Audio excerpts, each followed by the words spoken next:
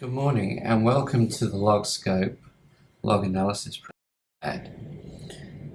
So the first thing we're going to do is we're going to fire up LogScope, and this is done by pressing the LogScope icon, which I did just then. Now if we look under the settings, you have the option of preferences, and we're just going to talk about account. It's very important that if you wish to use the log analysis, that you create an account and you purchase the log analysis module along with the basic module.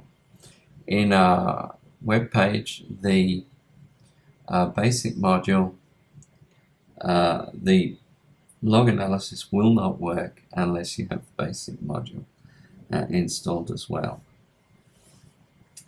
Here you can see what your active subscriptions are and the expiry date is included in there. So that's all that we'll say about that. Now in the main menu, we're going to use the example.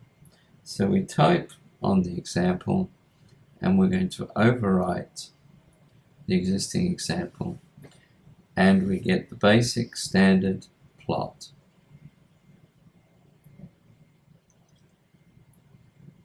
So rather than scrolling up and down, I can pinch and squeeze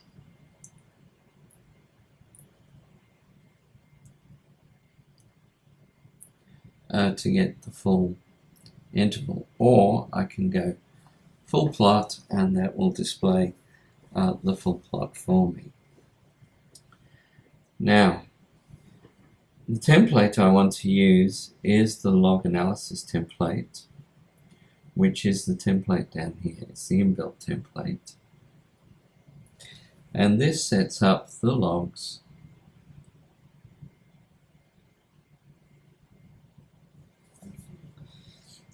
in the tracks on the left-hand side.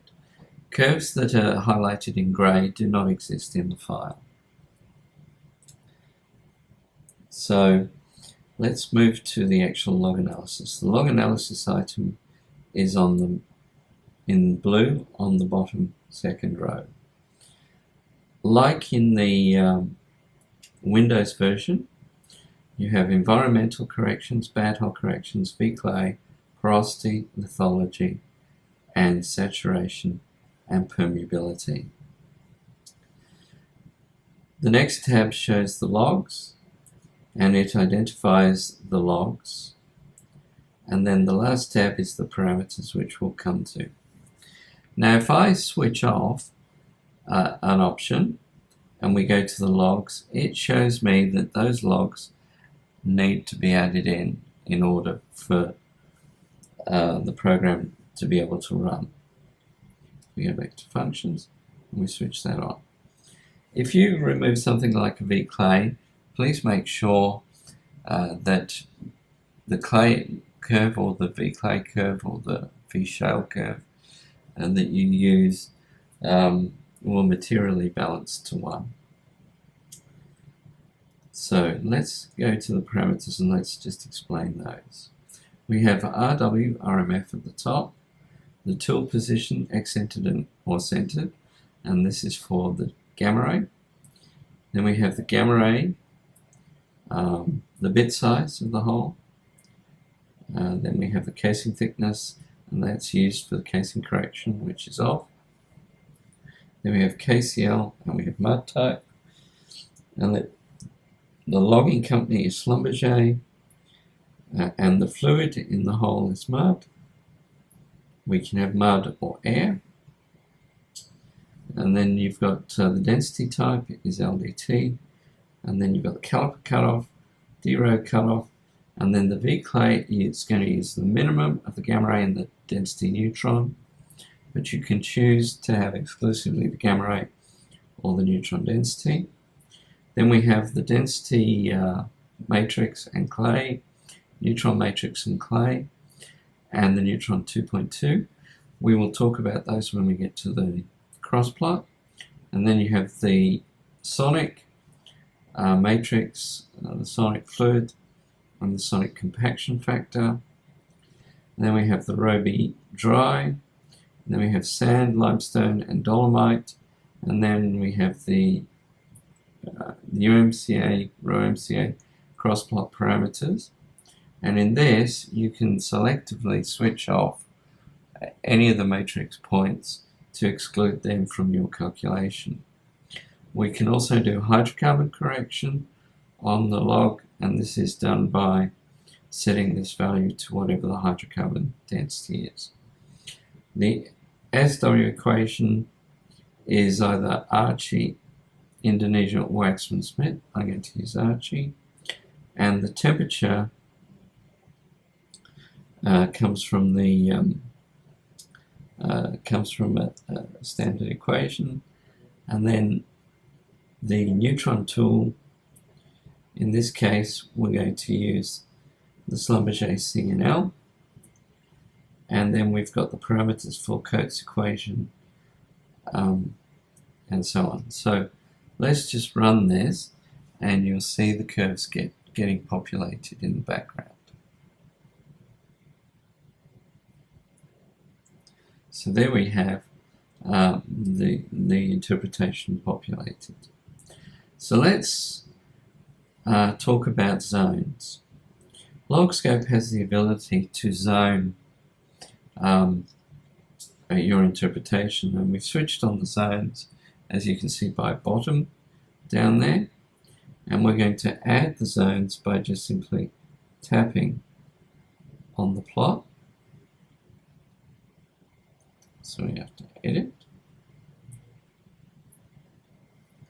We tap on the plot, and we're going to call this base of casing. And then we've got one here, and we're going to call this top of seal.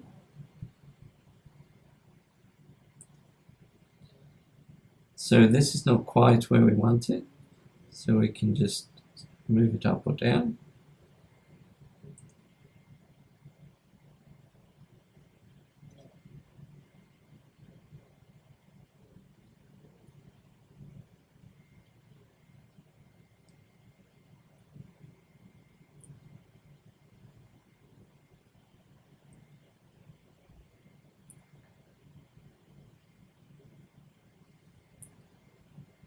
There we go. And then we have the top of the reservoir, which is down here. So we say top of reservoir.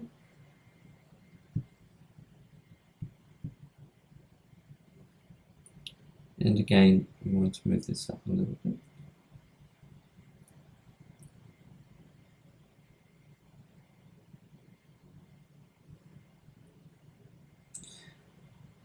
And that's done. So we can also display the grid. So we can see here that we have 4 zones. Zone 1, base of casing, top of seal, and top of reservoir. And all the parameters are listed there. A really important thing to remember is that those parameters and all the parameters are saved with this analysis. So let's just hit OK. Oops. And we see the plot with those zones. So let's go to the cross plots. So we're presented with the first cross plot, which if you go to the Crossplot presentation, you'll be able to see how to use that. So we'll just go down and we'll choose the neutron density. And we're in zone 1, and I'm going to make this limestone.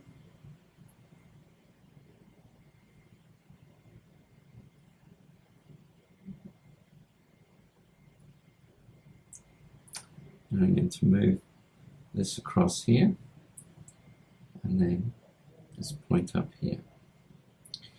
If I want to see the parameters, I swipe from the right hand side.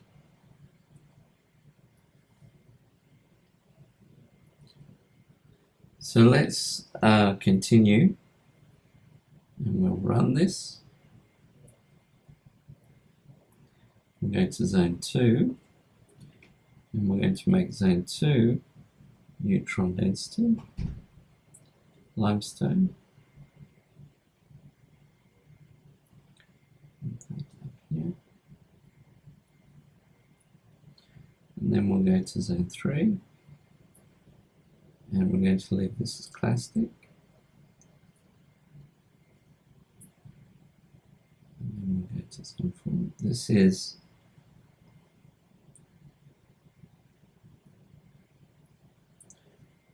a gas zone. So then let's move to the next template. Just tap on the template, and this is the DT versus the sonic versus the neutron, and we have a parameter that we can adjust here, which is the DT clay. So we're going to change this to 1.3. So let's work our way up.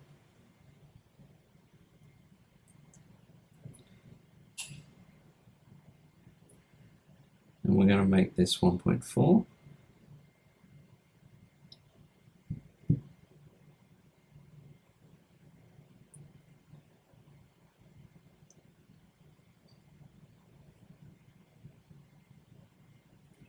And we're going to make this 1.5.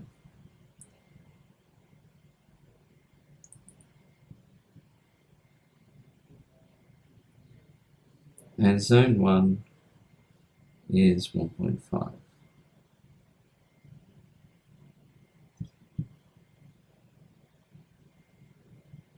And then run.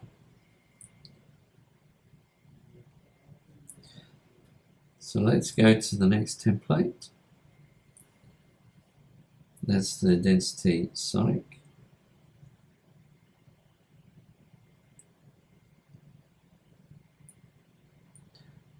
Gamma ray, and we come to the gamma ray, and we're going to set these parameters.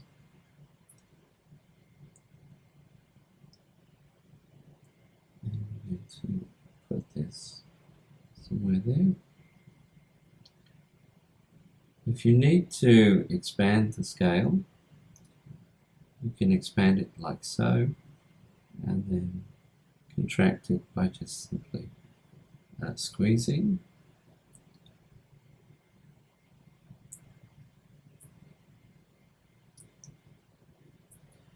And then the next one.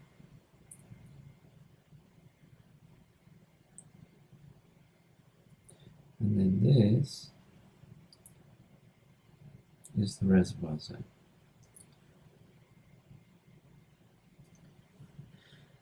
So let's go to the next parameter, which is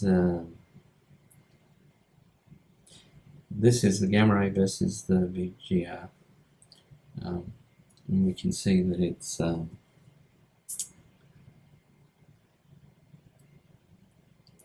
plotted there.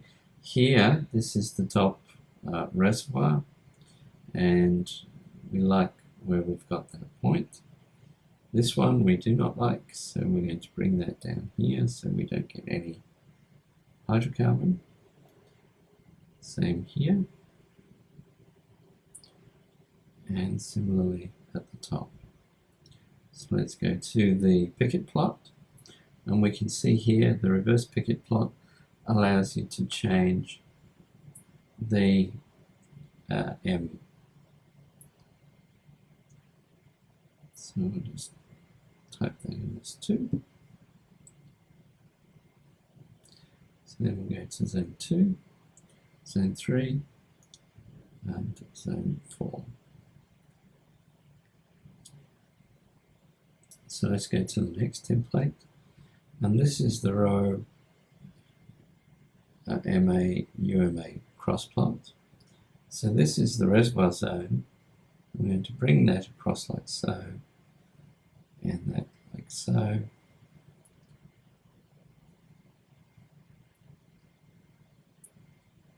and then we'll go up.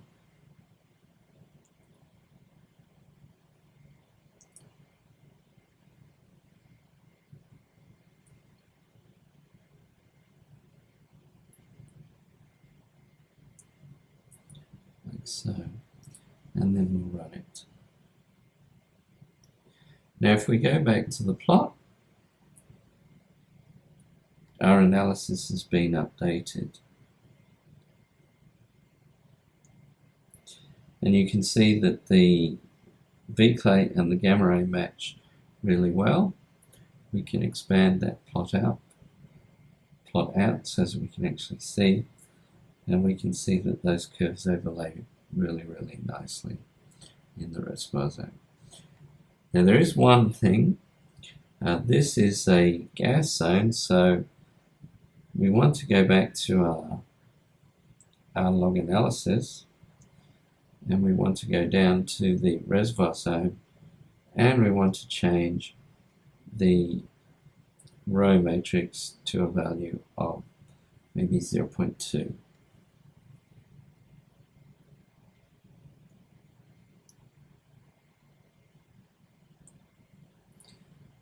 So, and there is the analysis done. Rather than changing the color to red, there is a template here, and it's exactly the same template, except it uses red instead of green. So there we are, we have our analysis done. Thank you very much.